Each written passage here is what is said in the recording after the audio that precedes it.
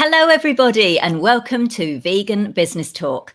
I'm your host, Katrina Fox, and my guest today is Stephanie Miklosvary. I hope I said that right, who's the founder and creator of Lucky Chick, a vegan cosmetics brand. Now, she founded this back in 2000 as she was putting her art degree to work as a shoe designer in New York City. Nicknamed Lucky Chick by a friend for living in her LC, which stands for Lobby C apartment, she decided to create a persona around her new name. Inspired by art and self-expression, Lucky Chick Cosmetics makes a vibrant range of color-intensive glosses, lipsticks, shimmers, and shadows to encourage people to treat themselves as the masterpieces they are. I love that as a tagline for a cosmetic brand. Treat yourself as the masterpiece you are. I love that. Stephanie, welcome to the show. Thank you so much, Katrina. So great to be here. I'm super excited to hear your story because I think you've got quite an intriguing business story because, as I mentioned, you initially were working in fashion and shoe wear and before founding Lucky Chick, and you founded it back in 2000. So that's 20 years ago. We are talking pre-social media. Even the internet was still in its infancy.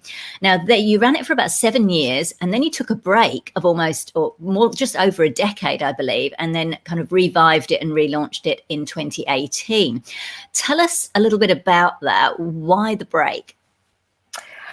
I had a family.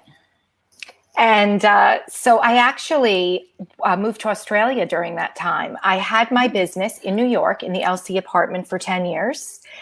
And then in 2008, I moved to Australia for a year. And actually, I went to the International School of Color and Design in Sydney for 1 year and learned how to learn different platforms to do with design. So when I returned back to New York, so I'll just back up a little bit. So I licensed the brand in 2007 to a company here in New York. And they wanted to take my bath line that I originally started of Lucky Chick and launch it into the mass market. So things were changing drastically after being in business for 10 years. And so looking at that change, I realized that it was time for me to change. And as painful as it was to take it a little bit more mass, I decided I wanted the brand to live on. And so this gentleman that I met, he helped me do that. And so since I licensed it, it was a time for me to go and regroup. So moved to beautiful Sydney, spent a year there, returned to New York.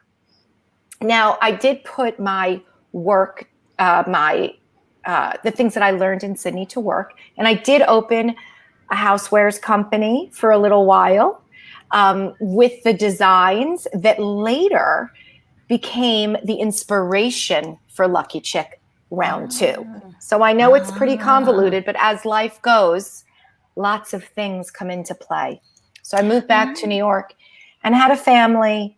And in 2018, I knew that my trademark of Lucky Chick was going to be coming up for renewal in 2020.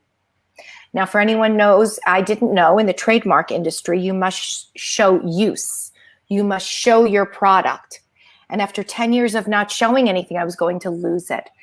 And as something so close to my heart as Lucky Chick, having it for 10 years, and it being a creative inspiration for so many things in my life, and I've met so many wonderful people, I thought, I have to recreate this brand. And can I just pause you there a minute? Yes. So when you say you licensed it, so did that mean the name was not being used still, even though it was licensed, or it was just that you weren't using it? Right. So great question. I licensed it for a term of 2 years. Oh, okay. Gotcha. So then the brand reverted back to me. And so it was just mine, and it was just there for me. Lucky Chick was taking a rest. And having a business is just a 24/7 adventure. And I knew that. And so I knew I wanted to come to it from fresh eyes again. And so exploring a lot of other things, but at the root of it all for me is the love of color. And so creating tools for people to express themselves through color just was like a light bulb that went off in my head. And that's where I began the journey of formulating these vegan, cruelty-free, high-impact color products.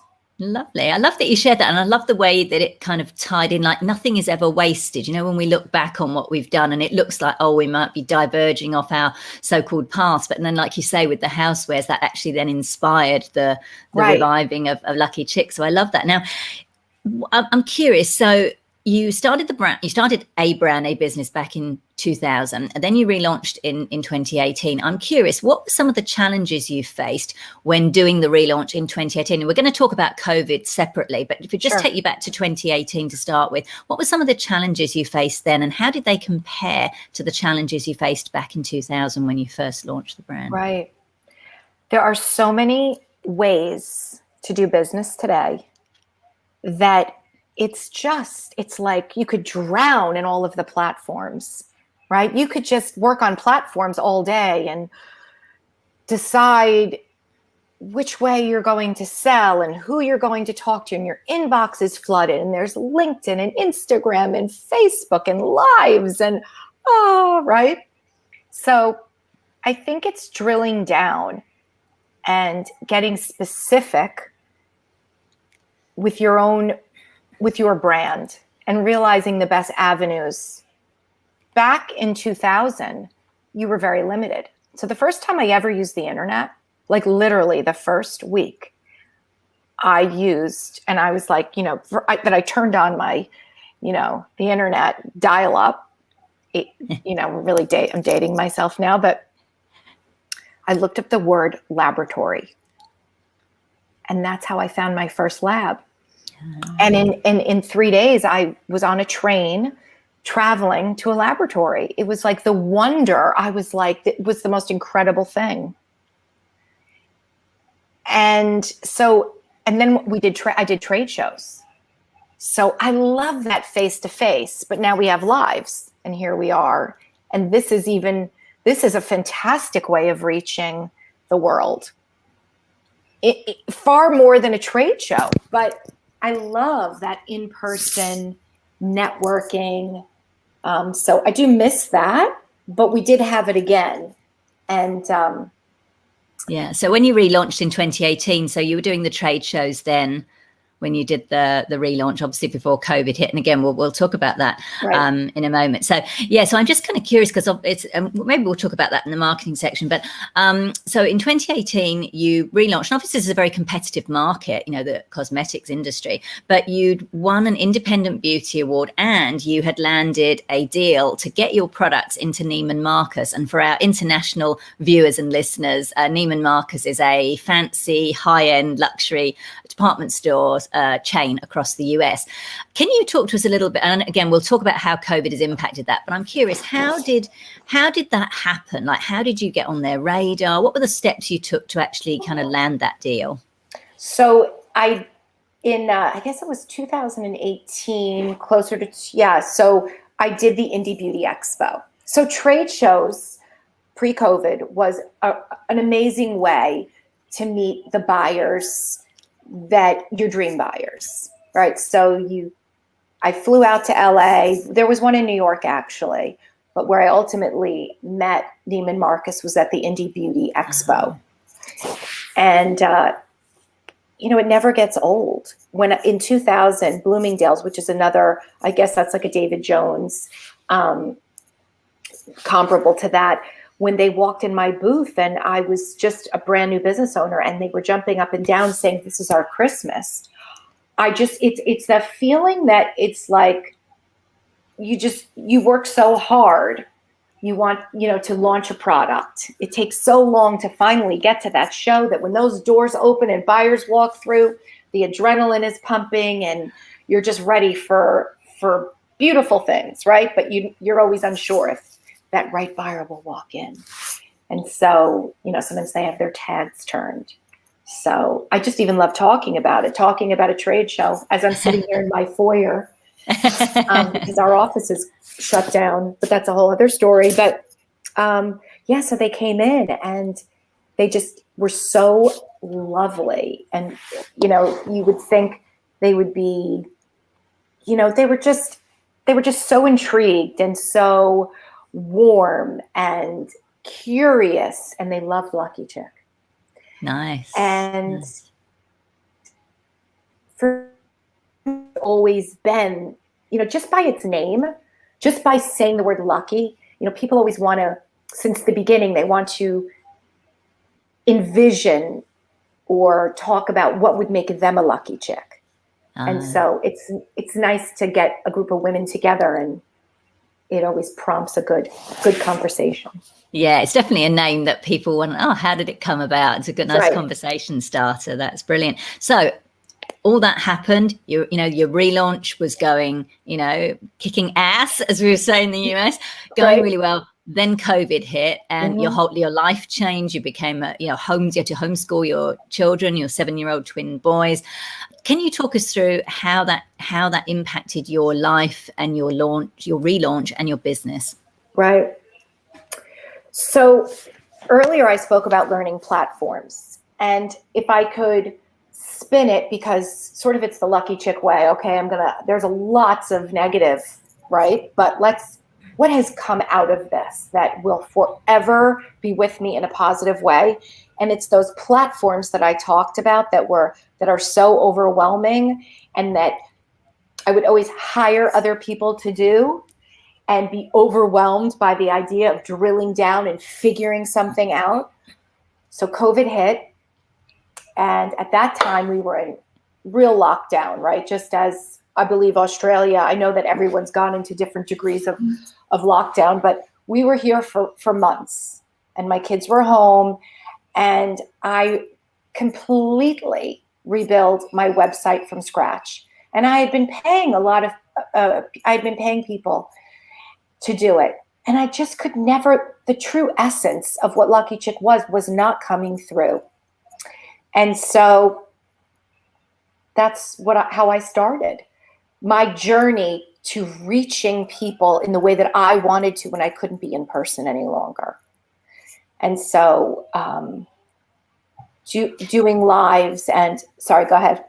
No, I was going to say, but can you talk us through what happened with Neiman Marcus? I'm presumably that deal is either on hold or. So it was literally day by day, and you were just kind of waiting it out. And so I was working with the Indie Beauty Expo, because that's where I won the Best in Show for lip product. I was working with them to finalize the deal with Neiman Marcus. And no one wanted to believe that this was going to go on for as long as it has. Mm. But it came down to the fact that it was just they were shutting down the whole program. We were going to be flying out to Los Angeles to do a trunk show, as they call them, right? So that means, I bet they call it the same thing, but where you go out and you meet and you greet and you talk to customers. So they were going to be doing this wonderful event, an event you can only dream about when you start a brand and put everything into it. And so it was all canceled. And so, it's and through that, what I've learned also, keep in touch with people. And someone advised me to do that when I was speaking to some investors. Always keep in touch with you just never know. Things tend to follow through eventually. It's like, I think that the patience is the tough part of waiting for life to resemble what it used to. I love that. I love that you shared that. And so, and I think I read, so I'd like you to just share this, because I really loved it when I read about it, that during that time, so obviously, you were on this course, things were, really rocking it, got into this big department store chain, and then boom, suddenly it's all on pause. And I'm sure you don't know like you say, it's day by day. You don't know kind of what's going to happen when. And it can be, I guess a lot of people go, oh, I was just about to hit my dream, but then this happened. But what I love about you is you've kind of gone, okay, it didn't happen that way, but how else am I going to get there? And can you talk a bit about what you said about finding your hero product, becoming your hero in terms of the focus with the eye jewels? I'd love you to just share that, people. Well, I think there's a few different layers of it. So I'm not quite sure, 100% sure of the question, but tell me if I'm on the right track when I tell you. My business after lockdown, I almost called it like my hero. It was the thing that I leaned on for that positive boost, because the whole world, if it was just me that was going through this, I probably would have been pretty depressed about it, right? That if I had done something wrong, but something that is so out of our control, like one minute you're this, you're like, you feel like you're so smart, you got into Neiman Marcus, and the next day you're like, oh my gosh, I make lip product. Like, how crazy is that? Under a mask. Like, Yes.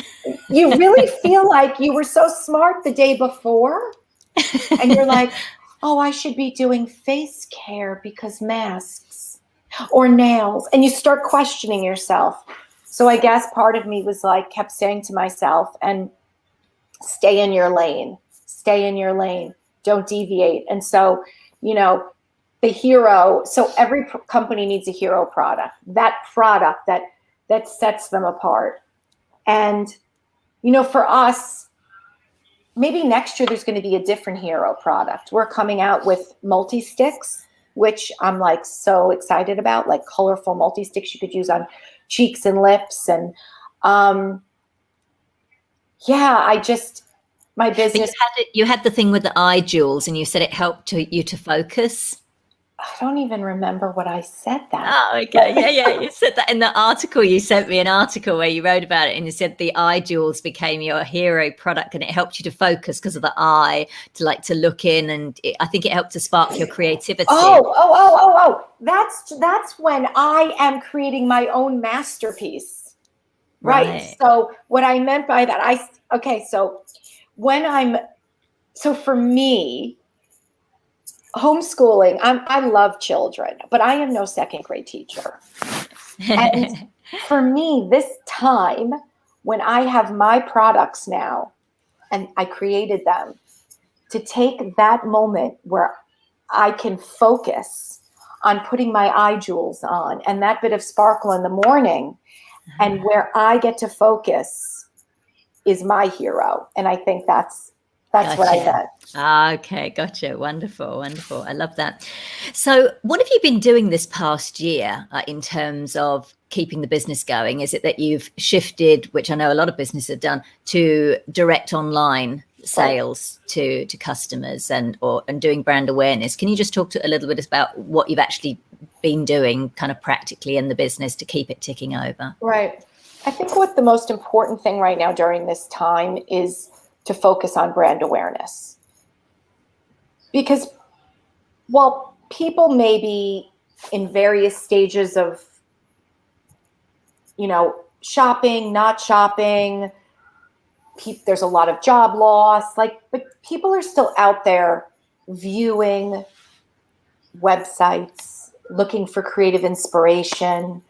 And I think for me, and if you could see behind me, that's one of the pieces that is inspiring our new collection. And my mom creates all of that artwork. And so that's where all of the inspiration comes from on the packaging. That's gorgeous. So thanks. So I think, finding unusual ways to reach people, so we're on Zoom. And so when I've Zoomed, I'm thinking, oh, wow, wouldn't it be amazing? Besides having lipstick on, I could picture just an incredible bloom behind that person's head, so I created it. So wait, did I answer that question? Yeah, okay. For sure. It's like you've been, inspired, reaching people in the different ways, which leads actually nicely onto our next section of what I wanted to talk to you about. But first of all, I want to talk a little bit about the marketing and, like you said, reaching people. But can you talk a little bit about how and this is what, there's two things that people often, get in touch with me and ask me about, with their vegan businesses is, how do I reach people? How do I get visibility, which then can lead on to, sales and so on. But secondly is, how do I fund my business? How do I get the capital to raise my business? I know you touched on the word investors. So I'm curious, how has the business been funded to date so far? And why have you chosen that particular method or methods? So it was a long awaited dream for me to launch this business. So when I started Lucky Chick in 2000, there was always an idea that I would save for round two. And so that it takes a tremendous amount of money to launch a color cosmetic business. There was a certain, there was like my side fund, right? That wasn't used for, I had my IVF fund. I had my relaunch fund. You have, right? So that was like my personal, really from the first time I started Lucky Chick. And before that, I was in my 20s then when I first started Lucky Chick. So my family helped me with that small amount of seed money in the beginning. And we were profitable right away. I mean, it was like boom time. And it was in the bath industry at that time. And the color cosmetic industry is, of course, extremely competitive. And I recognize that, but I also recognize that like there are a whole lot of lips out there, and there's a whole lot of women wearing lipstick. So, so funding wise, it's completely self-funded right now. Mm-hmm. And people do reach out to me because on the website, I'm happy to say that sometimes I think we look a little bit bigger than we are. We were about to launch in Neiman Marcus and things were starting to blossom. But here I'm in my foyer. So, but I mean, there is still a very viable business. And I think throughout this time, what we need to do is just tighten our wallets to not spend too much and think of alternate strategies to get the word out there. Whether it's, refining. I do so many workshops online, refining your SEO. I didn't even, there are so many things and terms, and online you could research so many ways to reach people. There's ways to get in touch with press that people will do editorial on you, and it doesn't cost you anything. So, it's not exactly. advertising. That's how you reached out to me. And that's how I learned about your brand, for sure. So that's obviously, so that leads nicely on to some of the strategies. So you've mentioned those, you've been doing some live things. So what strategies, or what marketing strategies have been the most successful for you to date, and particularly at the moment? What's working right now? So I'm realizing how valuable emailing your mailing list is. And a consistent strategy to get in touch with the people who already love you. Those, and by word of mouth, they will tell other people because they will be wearing the lipstick. Someone actually wore Lucky Chick to the doctor's office in Australia, and this nurse from Australia called, it's like a web. And it reaches across the world, and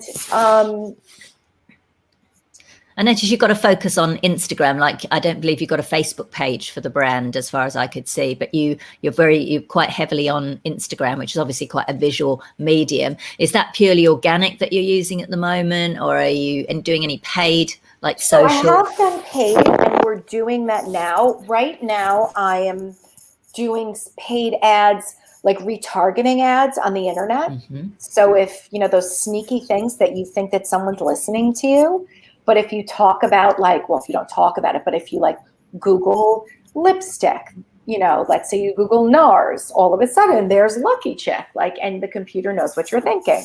We're sending those things to people now. So we are starting gradually to test those waters. Mm-hmm. We did Google AdWords in the very beginning, and we lost a whole bunch of money on that because really Google is about specific searches, and Instagram is more discovery. Right. That's a nice distinction. Yeah. I thought it was a great distinction. I'm happy to share that with people because I really had no idea when I did Google. I thought that, we were going to get a lot of hits from that. Nice. And I noticed as well, you have got some, I think, the makeup artists from like Dancing with the Stars, which is a huge show internationally. How did that come about? Because that's obviously something I would imagine beauty brands would love to get into the hands of these makeup artists that work with celebrities and so on. How did that come about, Stephanie? It still amazes me today as well. And I have to say, this is just a case of don't give up. Because I was here and it was a particularly tough homeschooling day. And I was making some phone calls trying to find a certain type of palette to melt cosmetics. Crazy, right? This is how it started. And I started to reach out and look on Amazon for this heating pot specifically for makeup. And I called the company, and the owner of the company, I knew that the owner answered because she sounded like, with COVID, everything was routed to people's mobile phones, even the owners. People would call me and the offices were shut down. It went to my phone. And so it went to her phone, and I started talking to her about this device, right? This tool. And then I said, do you own the company? And she said, yes. And we started talking more. I said, I'd love to share Lucky Chick with you because we're two entrepreneurs. And it came out that she was the head makeup artist for Dancing with the Stars. No way. Oh my gosh. Wow. But now she put me in touch with a lot of other makeup artists because through her makeup artists, I met others, and I sent out, you have to be willing, I sent out probably $5,000 worth of free product to the makeup artists. Really? That's thank you for sharing that. I think that's really helpful for people to know. And there's no guarantees really, is there? Unless they've specifically asked, and that, it's like with press, with media as well. Like sometimes if you just randomly send out, it's risky. If the person has requested it, there's a reason, there's no guarantee, but there's a reasonable chance they might, at least give it a few column inches or what have you. But so that's quite risky. So you sent out $5,000 worth. But obviously, you got on Dancing with the Stars. How is that translated in terms of, I know it's difficult because, as I say, we've had COVID, but I'm curious, has that been more of a brand awareness thing, a bit of cachet for the brand, like as seen on Dancing with the Stars? Has there been any translation into sales that, or any correlation that you can see, or not quite yet? I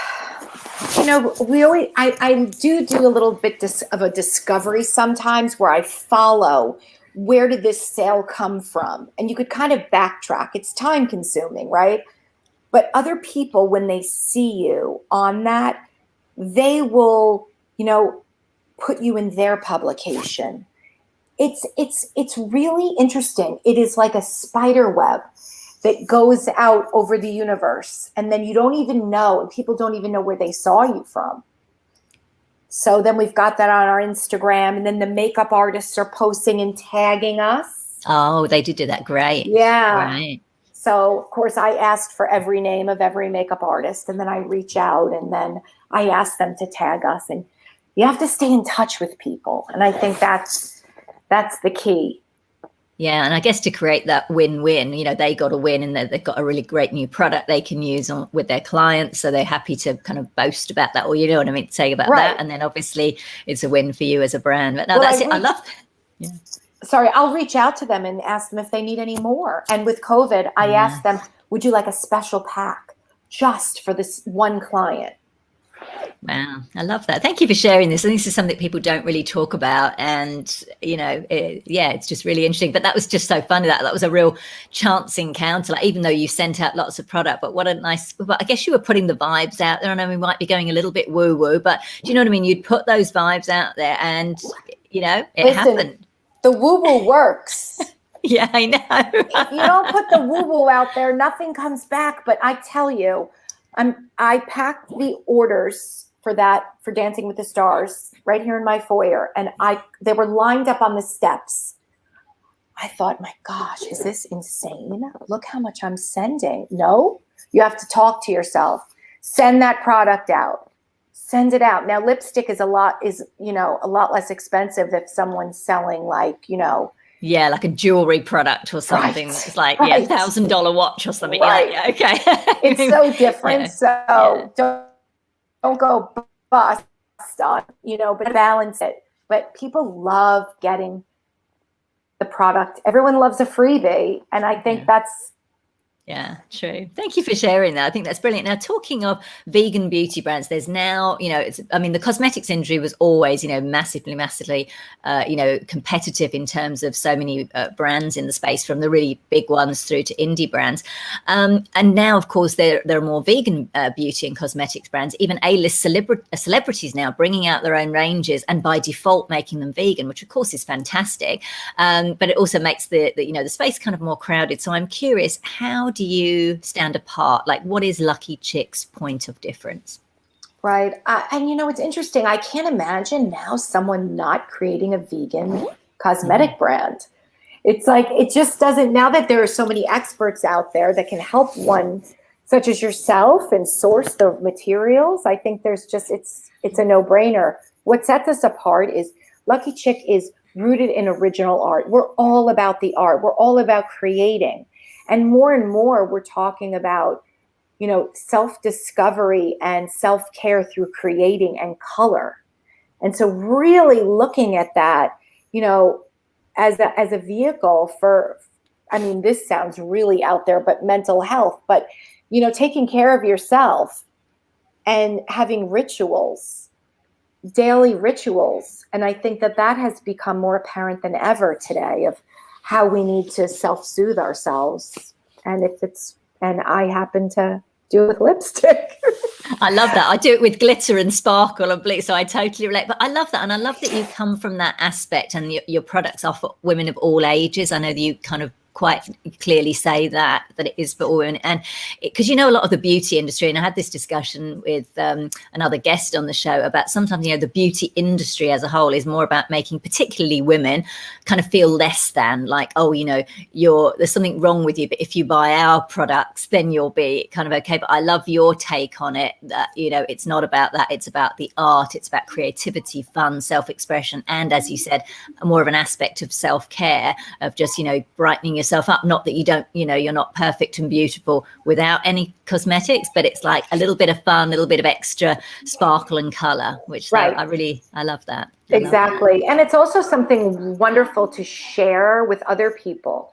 It's like you get, we did a giveaway once, one for you, but I'm sending you something to give to a friend as well. Oh, nice. And that's like, because I think receiving something that sort of prompts you for self-care.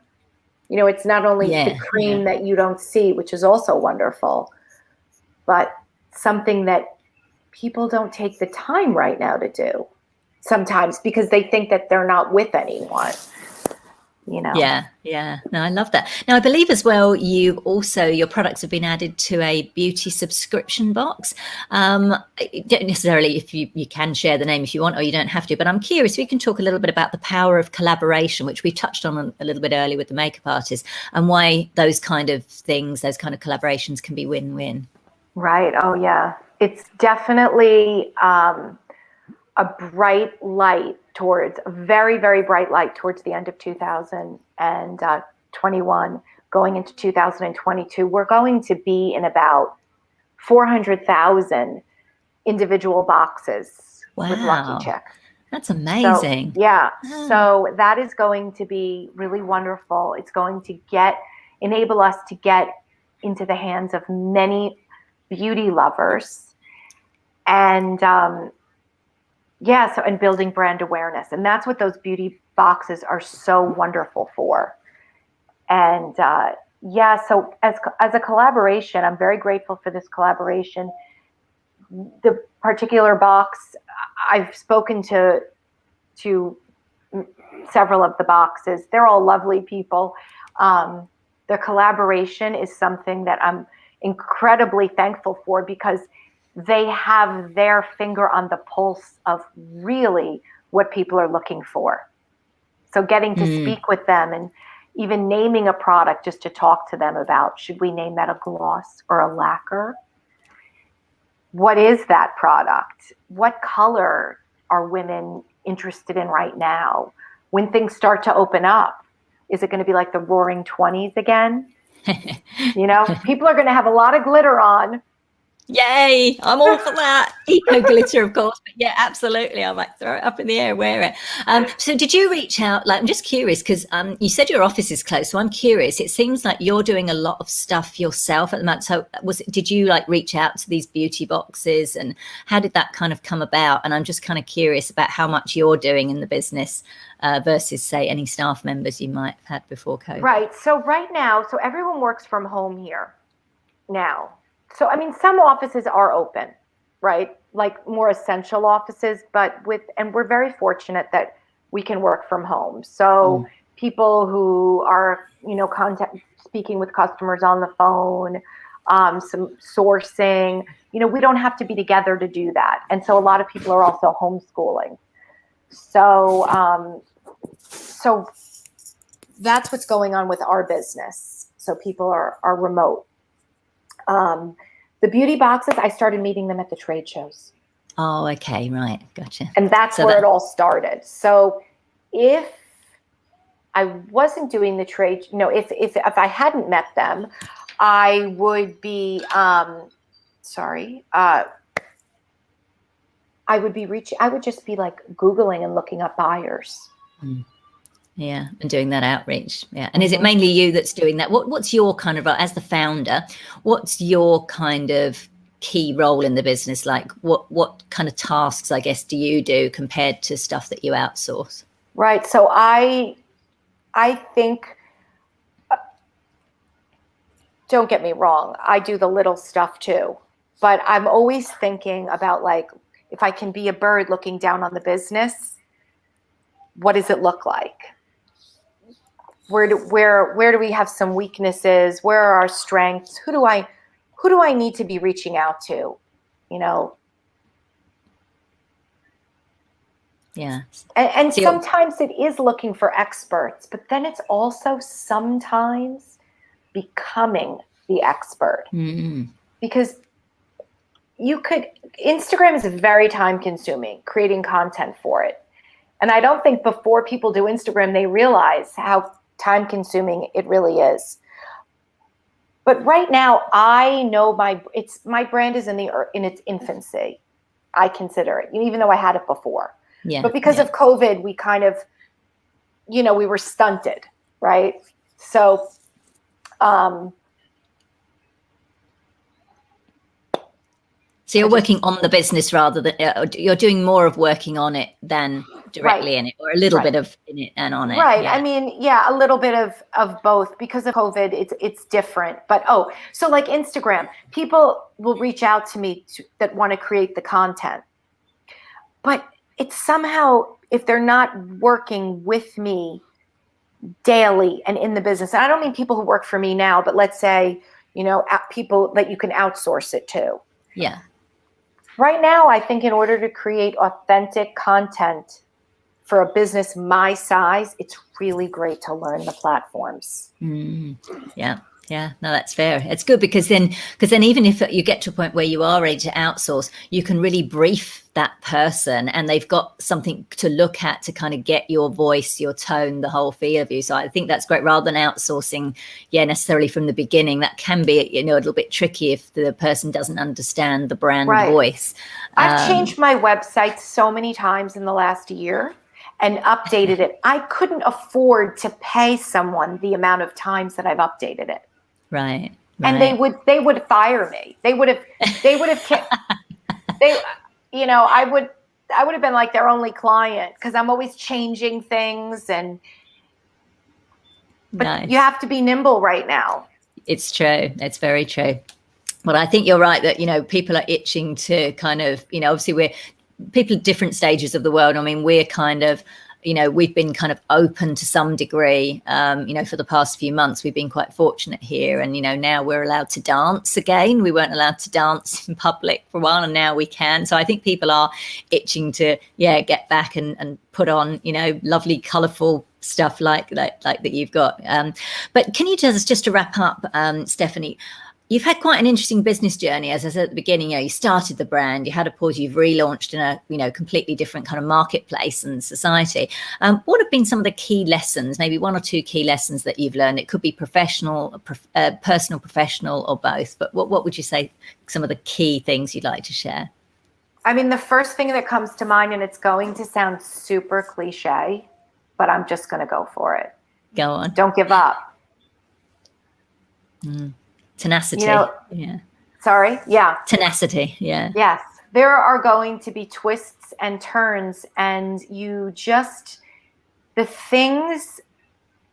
roadblocks